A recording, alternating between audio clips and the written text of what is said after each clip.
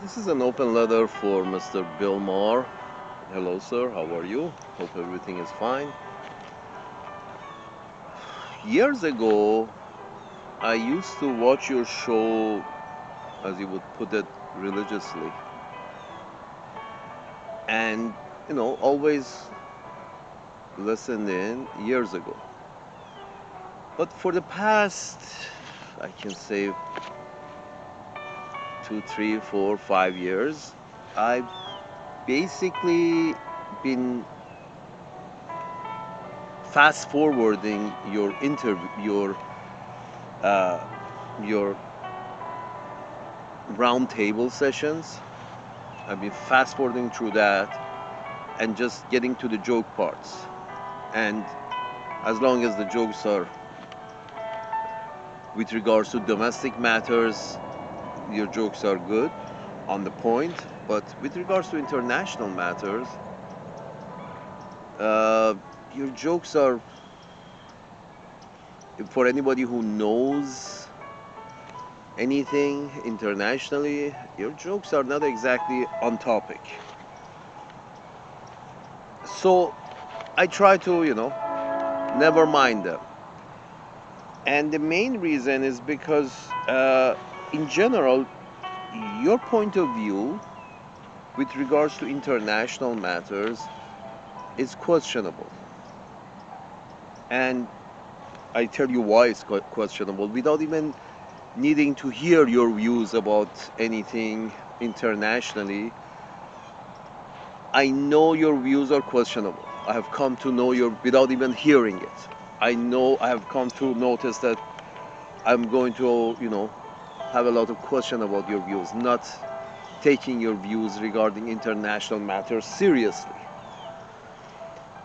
So, therefore, what's the point of hearing a roundtable of you and people who are, you know, most of the time they agree with you from both sides of the aisle. Even when they don't agree with you, the idea is how bad we should fuck the other guys up the ass. And sometimes you're harder and you say we should fuck them harder, and sometimes the other guy says, you know, we should fuck them harder. So you never bring anybody who's not a colonialist on your show. Very few. So the point is, why listen? Why bother?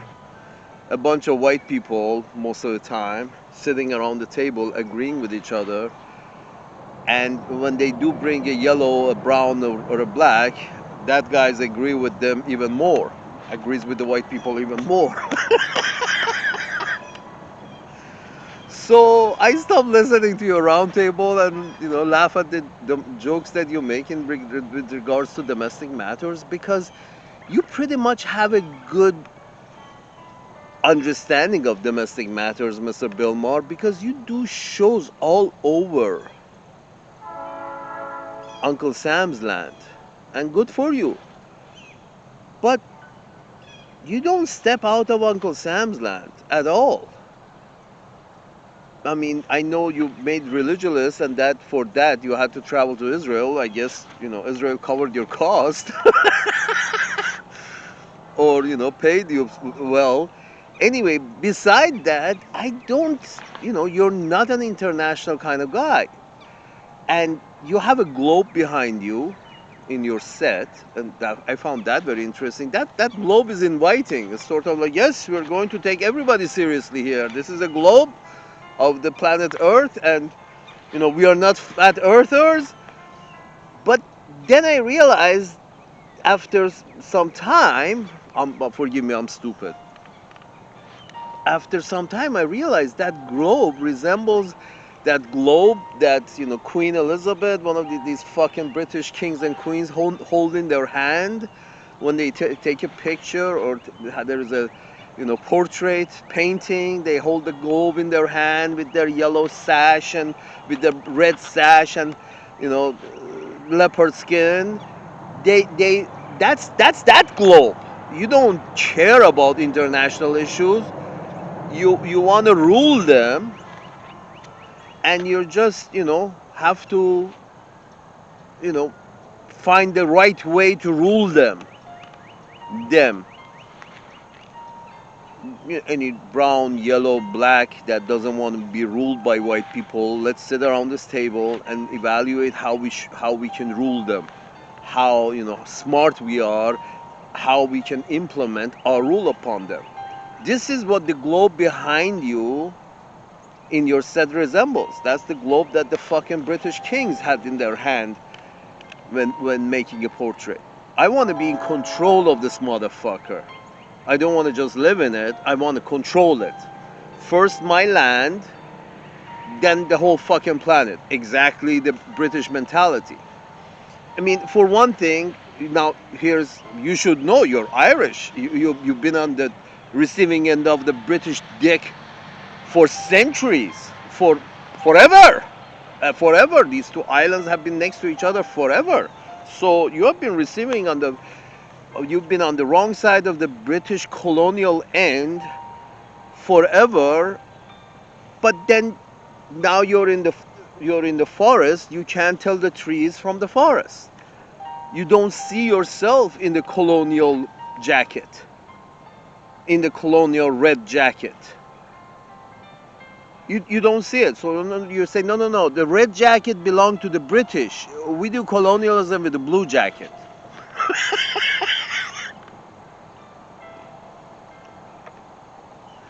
Here's the thing, Mr. Bill Maher. I don't see anybody with an accent. When I attached it to this, you being Irish, the British had this idea that Northern Ireland, the Sinn Féin, the political wind of the Northern Ireland freedom movement, they decided that even if the British broadcasters of all kind can only, if they have to, they can only show the face of these motherfuckers. Even at the time they were negotiating with Sinn Féin, the British have told all their broadcasters that you can't, if you have to show their fucking faces, you cannot be, you should not broadcast their voices. This is how far the British fucking people have thought about this idea of how we can cut their voices, even their voices, so overtly, because they're bad people.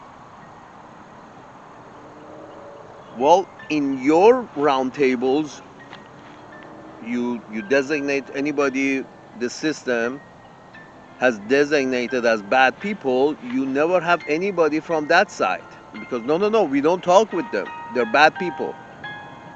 That's exactly the perspective of the British when they, made it a rule that you cannot.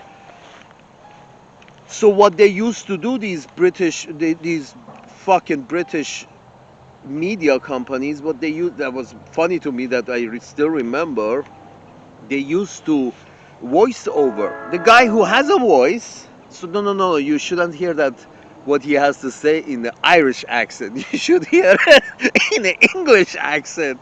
So I guess that was the point. So, I think it was Brian Adams. These Sinn Féin guys, it was him or what was his name, something else. They will speak, and there was the broadcaster was showing his video, but not his voice. But they hire an actor who speaks English with a British accent to say exactly what he's saying, although he's speaking English. So this is the extent that the colonial power goes to shut up any dissenting voices. That no, you don't even need to hear them.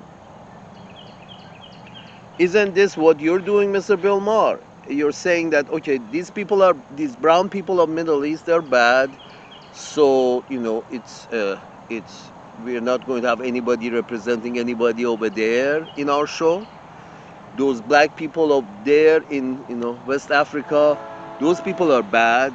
We are not going to bring anybody who are representing their voice in our show.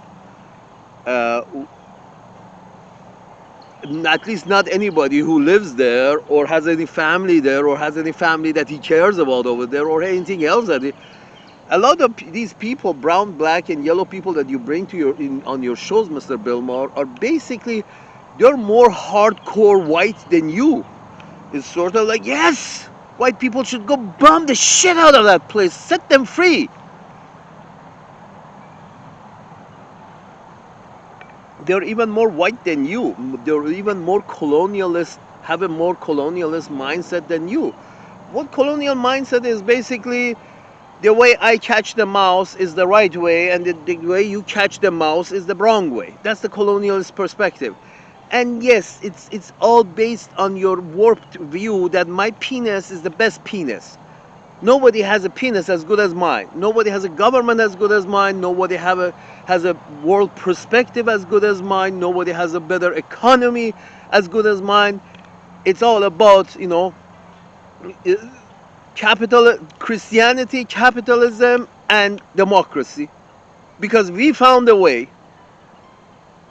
I'm sorry if any of these were true, your first democratic Christian capitalist country or tribe would still be around in terms of its governance, would have been continuous till this day.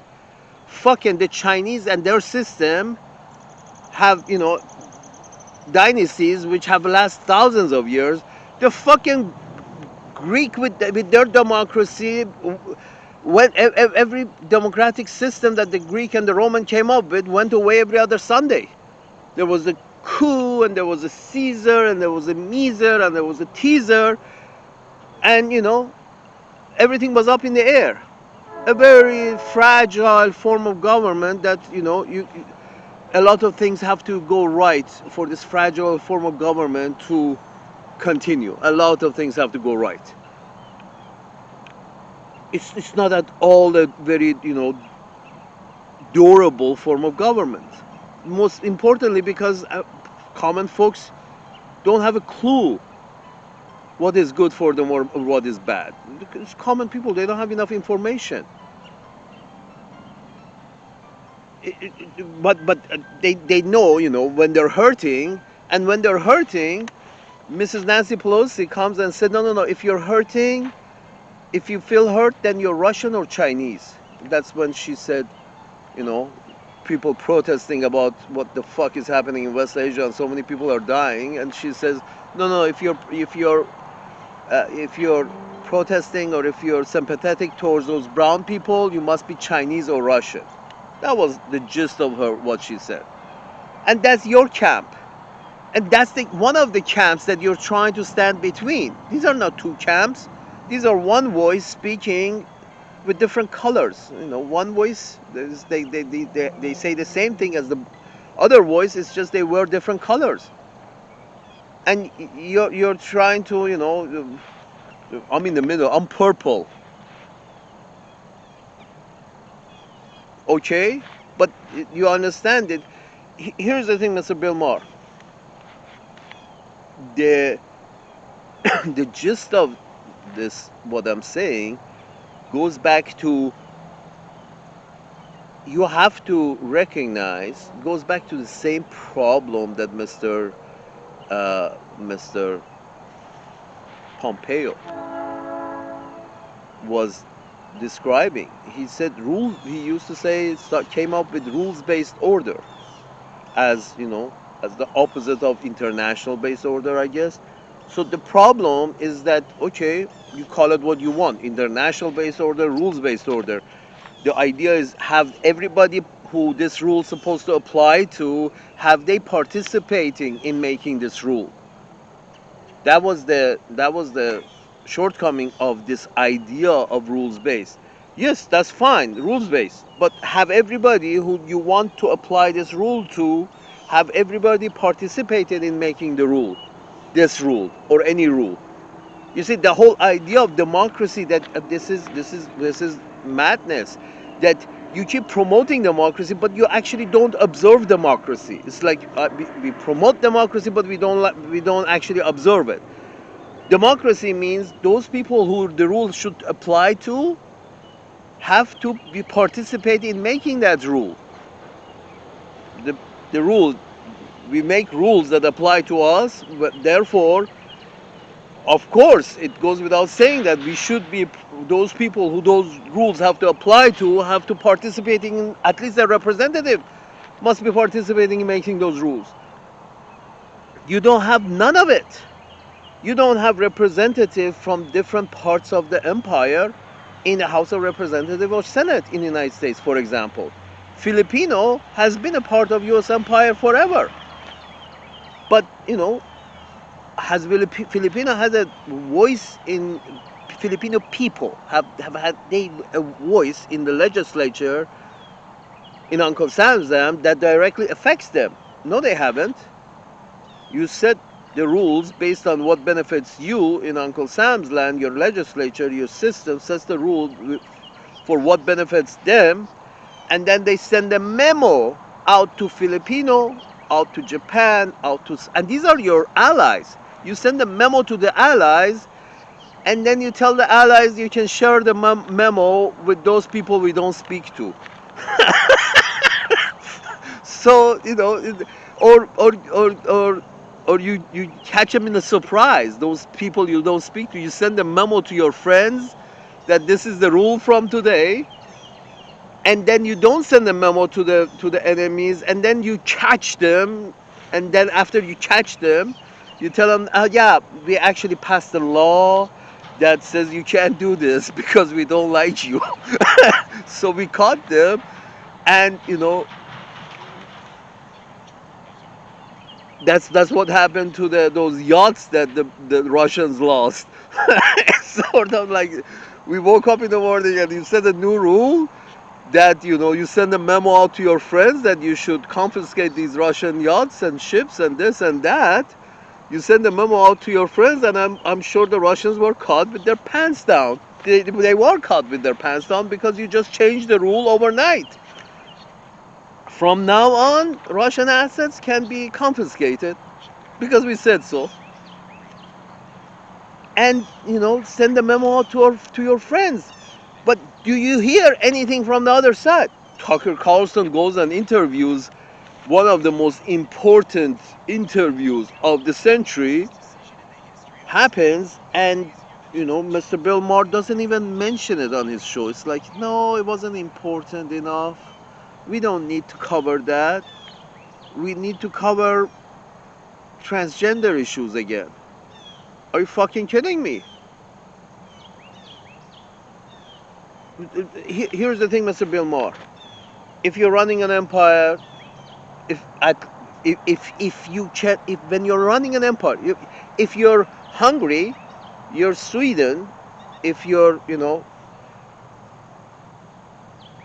Algeria, who doesn't have an empire, if all your shows you have only domestic speakers who are very white and very local and never care about anywhere else in the world, don't know much about anywhere else in the world, if you bring those and you're in Morocco or in Algeria or Sweden or Hungary, that's fine. But when you're running an empire, if you're not giving any say from those lands of the empire that are farther away, if you're not giving them any voice in your legislature, at least you should give them some voice in your media.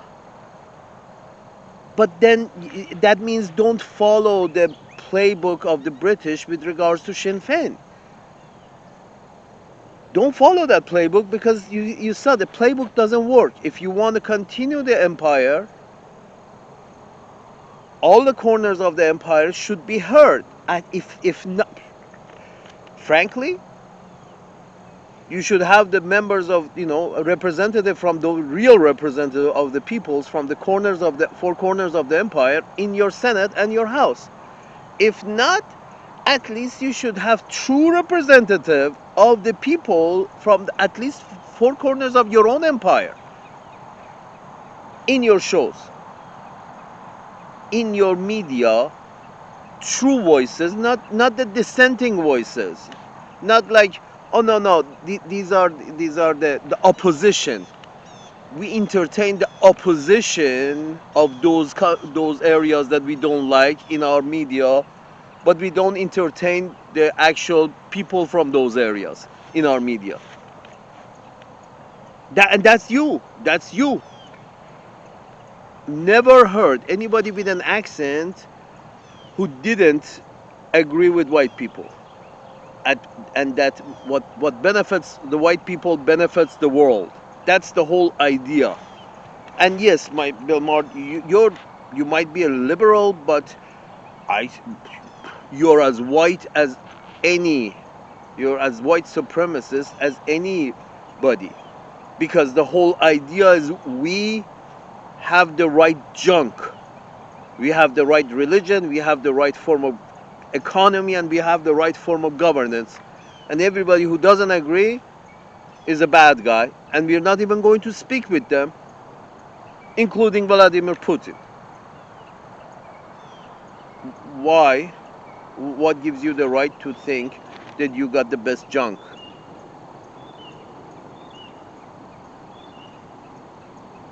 And that brings me to my second point, which I'm going to continue in the next video, with regards to why you disparage every other place on this planet, every shithole on this planet.